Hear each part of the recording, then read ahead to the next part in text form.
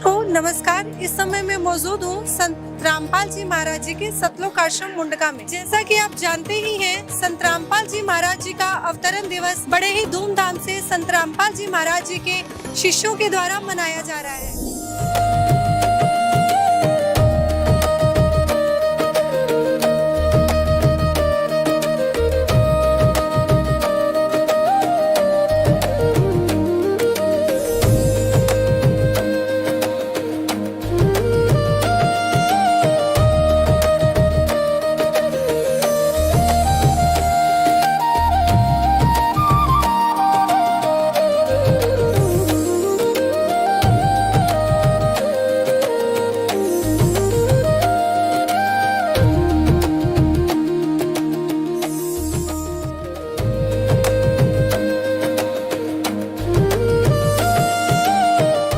और लोग दूर दूर से संत रामपाल जी महाराज के आश्रम में आ रहे हैं, देख रहे हैं यहाँ का माहौल, यहाँ के वातावरण।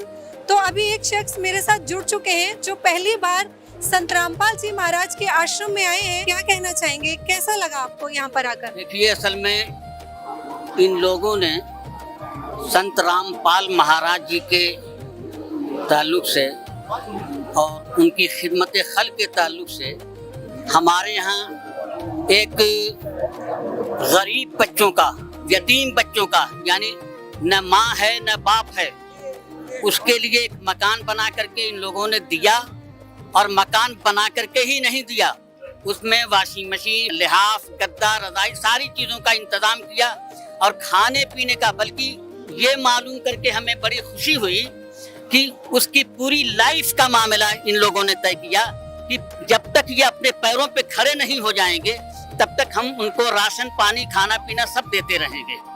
ये चीज उनकी, और दवा इलाज सारी चीजों का मामला इन्होंने किया। और अल्लाह की मखलूक के साथ जो है कोई अच्छा हुस्न अखलाक करता है, अच्छा बर्ताव करता है, उसकी सेवा करता है और उसकी खिदमत में, उसके काम में, मतलब जो परेशानियों में काम आता है, तो सबसे बड़ा अल्लाह के नजदीक महबूब बंदा वो है।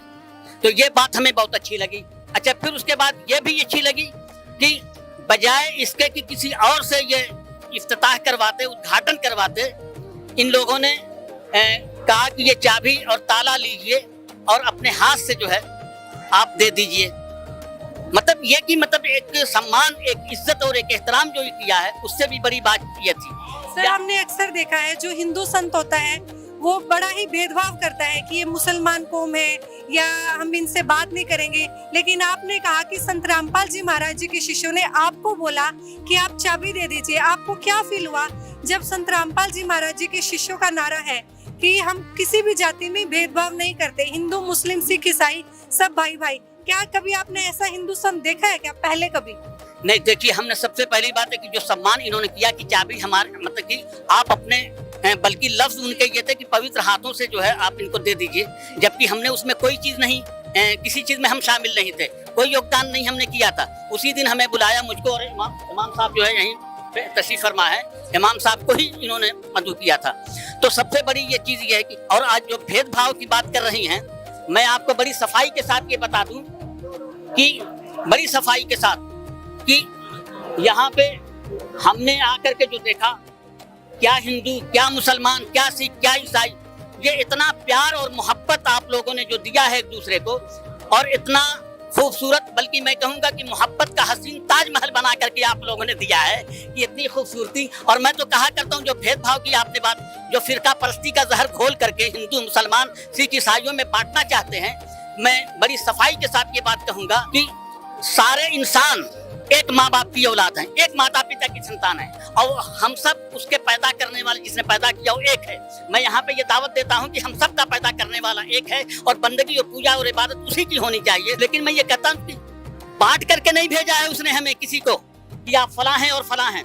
एक दूसरे की खिदमत में, एक दूसरे की सेवा में काम आना सबसे बड़ी इंसानियत और मानवता यह है कि हम भेदभाव न करें किसी के साथ। और जब ये होता है, मैं तो कहा करता हूँ, जब एक माता पिता की संतान है तो हम भाई बहन है ना भाई, आप मेरी बहन है, मैं आपका भाई हूँ, तो हमें खुश होना चाहिए। लेकिन ये माहौल, ये वातावरण हमें संत रामपाल जी महाराज जी के आश्रम में ही देखने को मिलता है। यही कहता हूँ कि दुख दर्द अपने दिल का कहेगा किसी से कौन। हम लोग लड़ते हैं, मरते हैं, हिंदू और मुसलमान का नारा मतलब जो है जहर घोलते रहते हैं। दुख दर्द अपने दिल का कहेगा किसी से कौन, आपस में कट मरेंगे तो बाकी बचेगा कौन। और जब तुम न होगे लाएंगे भाई कहाँ से हम, जब हम न होंगे फिर तुम्हें भाई कहेगा कौन। हम लोग एक दूसरे को, और ये बात याद रखिए कि हवेली झोपड़ी सबका मुकद्दर फूट जाएगा, हवेली झोपड़ी सबका मुकद्दर फूट जाएगा अगर ये साथ हिंदू मुस्लिमों का छूट जाएगा।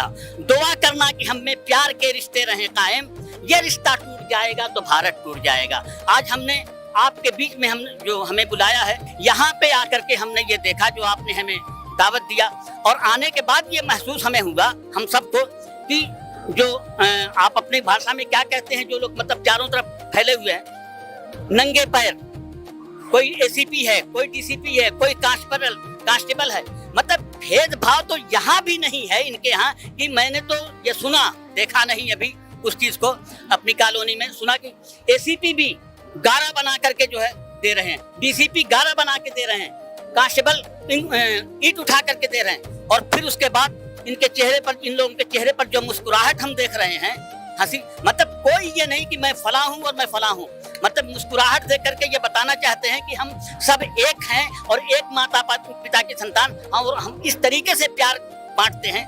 और यहाँ आकर के हमें वही प्यार मिला है कि वहां से लेकर के यहाँ तक ये लोग साथ दे रहे हैं। इसका मतलब कि जो है हमारे अंदर भेदभाव और फिजा में खोल दी है नफरतें, अरे सियासत ने।